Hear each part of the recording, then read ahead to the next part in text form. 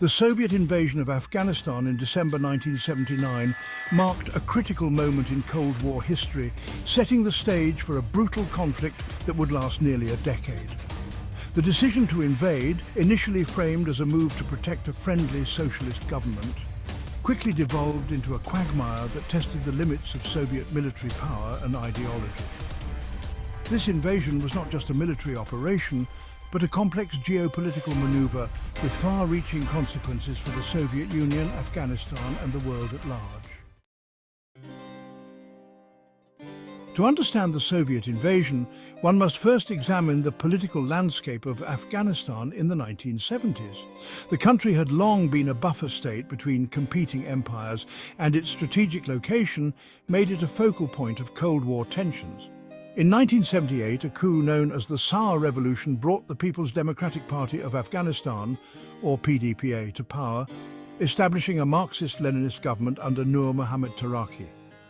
However, the PDPA's radical reforms, including land redistribution and secularization, alienated large segments of Afghan society, particularly the rural population, leading to widespread unrest and the emergence of armed resistance groups known as the Mujahideen. The decision to invade Afghanistan was not taken lightly by the Soviet leadership.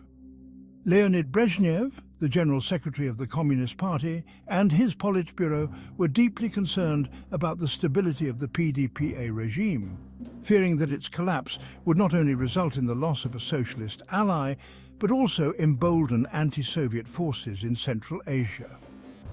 Additionally, the Soviets were wary of the growing influence of the United States and its allies in the region, which had begun providing covert support to the Mujahideen.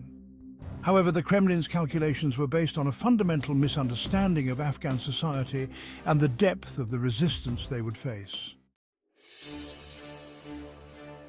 On December 24, 1979, Soviet forces crossed into Afghanistan, marking the beginning of a full-scale invasion.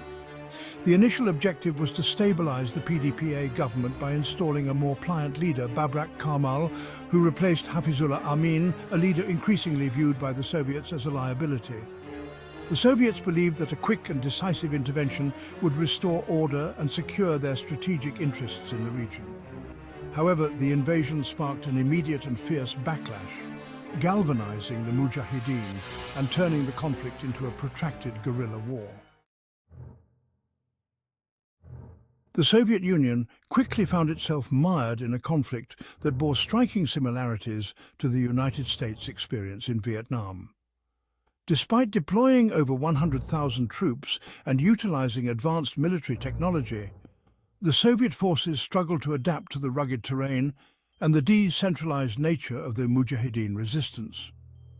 The guerrilla tactics employed by the Mujahideen, including hit-and-run attacks, ambushes, and the use of IEDs, inflicted heavy casualties on the Soviet army. The conflict soon became a war of attrition, with no clear path to victory. The invasion of Afghanistan had profound implications for global geopolitics. It prompted a strong response from the United States, which viewed the Soviet intervention as a direct threat to its interests in the Middle East and South Asia.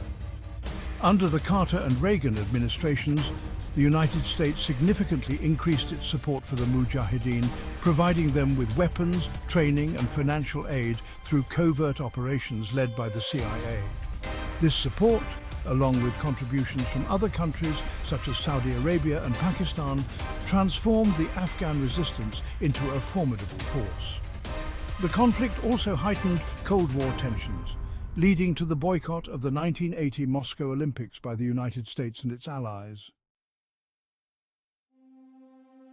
The war took a devastating toll on Afghanistan and its people. By the time the Soviet Union withdrew in 1989, an estimated 1 million Afghans had been killed, millions more were displaced, and the country's infrastructure was in ruins.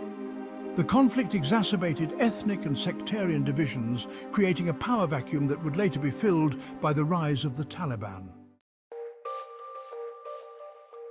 The war also left a lasting impact on the Soviet Union, contributing to the erosion of its military prestige and hastening the decline of the Soviet state.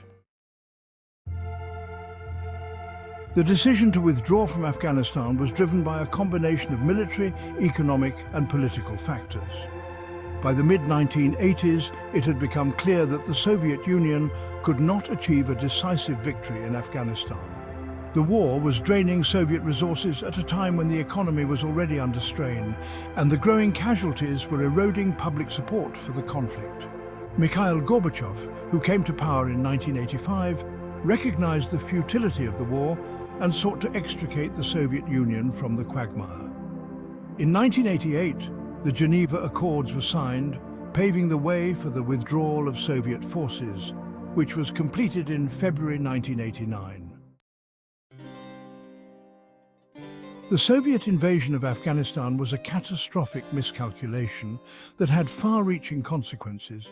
It not only failed to achieve its strategic objectives, but also contributed to the unraveling of the Soviet Union itself.